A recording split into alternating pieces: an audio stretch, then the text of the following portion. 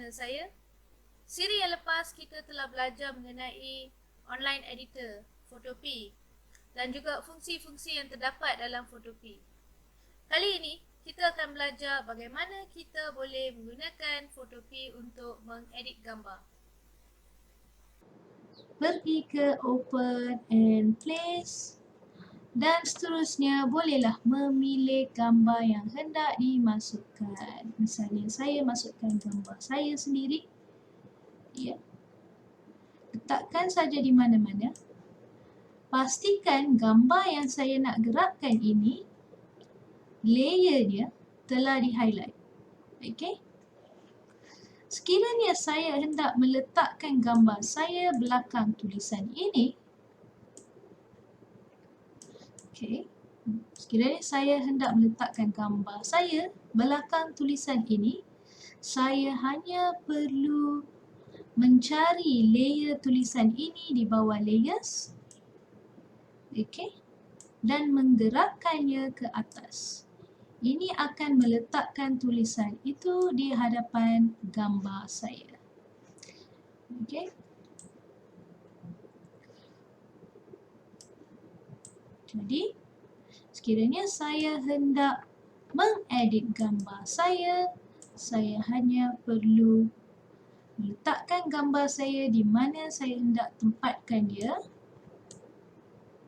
Okey. Membesarkannya sekiranya perlu. Okey, ingat tekan button shift sambil membesarkan gambar supaya bentuknya tidak lari dari bentuk asal.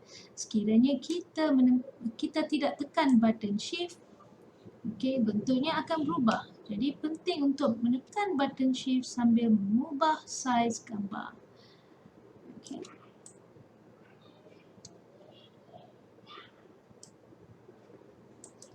Baik.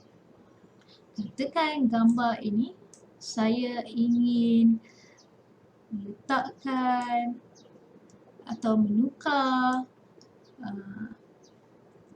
brightness ataupun kontra untuk menyesuaikannya dengan latar belakang. Saya hanya perlu ke image, adjustment, brightness.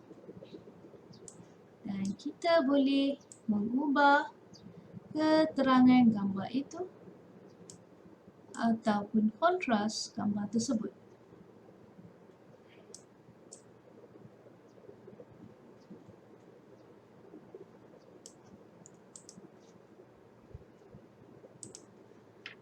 Dan sekiranya saya ingin crop gambar saya supaya ianya lebih kecil, saya hanya perlu double klik atas gambar di bahagian layer, dan di bahagian gambar terdapat lagi satu kotak yang kecil. Saya hanya perlu double klik atas kotak itu. Okey. Dan ianya akan keluar gambar saya. Saya hanya perlu crop bahagian yang saya hendak crop. Dan tekan enter.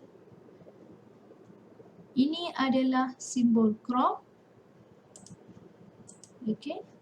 Sekali lagi saya tunjukkan simbol crop. Turunkan dan tekan enter. Image baru ini saya akan drag ke template saya. Okey.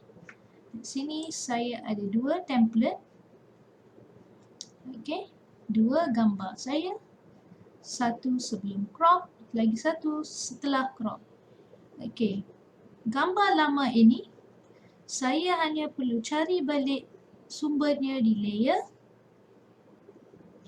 highlight gambar lama ini. Okey, ada dua option. Satu, saya boleh delete, dan dua, saya boleh klik pada gambar mata di sebelah gambar tersebut dan hilangkan gambar tersebut. Okey. Dan gambar ini, klik pada layer gambar ini dan turunkan gambar ini, tempatkan, tekan shift, besarkan besarkan gambar ini. Ini adalah gambar yang telah diedit. Tekan enter.